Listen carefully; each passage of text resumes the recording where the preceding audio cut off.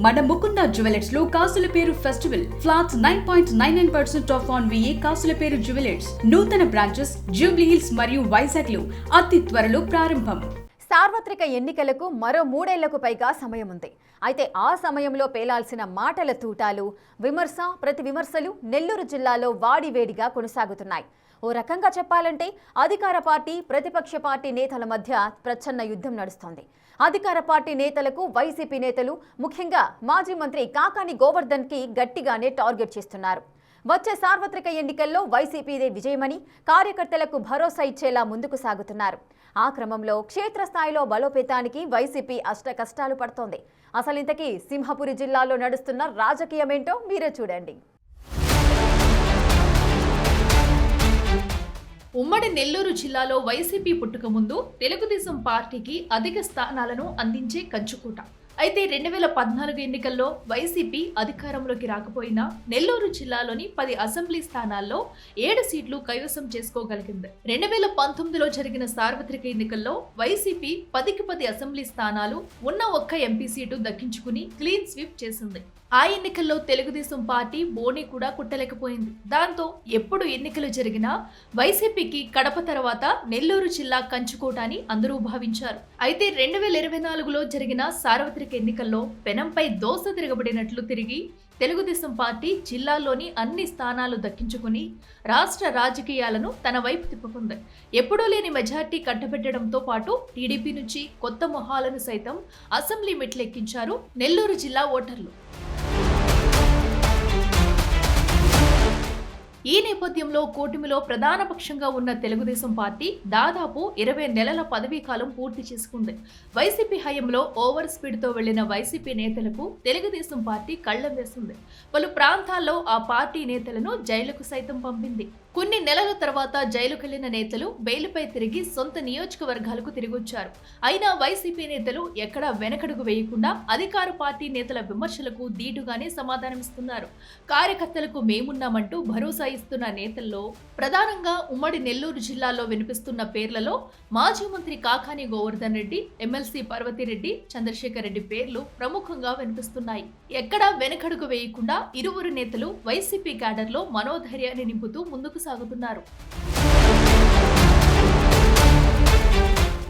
ఎన్నికలకు మరో 3 ఏళ్లకు పైగా సమయం ఉంది. అయితే ఇప్పుడే ఎన్నికలు వస్తున్నాయా అన్న విధంగా జిల్లాలో రాజకీయ వేడి రగులుస్తున్నారు. అధికార ప్రతిపక్ష నేతలు వరుస మీడియా సమావేశాలు నిర్వహిస్తూ ఒకరిపై ఒకరు కౌంటర్లతో పొలిటికల్ హీట్ పెంచేస్తున్నారు. జిల్లా వైసీపీ అధ్యక్షుడిగా ఉన్న మాజీ మంత్రి కాకాని గోవర్ధన్ రెడ్డి జిల్లాలోని అన్ని నియోజకవర్గాలపై దృష్టి సారిస్తూ పార్టీని బలోపేతం చేయడానికి ప్రయత్నిస్తున్నారు. విస్తృత స్థాయి సమావేశాలు నిర్వహించి అన్ని విధాలుగా అండగా ఉంటామంటూ కార్యకర్తల్లో మనోధైర్యాన్ని నింపే ప్రయత్నం చేస్తున్నారు. జిల్లాలో పార్టీకి పూర్వ వైభవం తీసుకురావడానికి శక్తి వంచన లేని కృషి చేస్తున్నారు. కాకానితో పాటు ఎమ్మెల్సీ పర్వతిరెడ్డి, చంద్రశేఖర్ రెడ్డి కూడా టీడీపీని ఎదుర్కోవడానికి సాయశక్తులా కృషి చేస్తున్నారు. విచారణకి విజిలెన్స్ ఆదేశించేటువంటి దమ్ము ధైర్యం మీకుందా అని అడుగుతున్నా. లేదు, మీరు నీతిమంతులు నిజాయితీ పరులైతే 2 ఆప్షన్స్. ఒకటి, ఇరిగేషన్ పనులలో సర్వేపల్లి నియోజకవర్గంలో అవకతవకలు జరగలేదని సోమిరెడ్డి ప్రమాణం చేస్తాడా?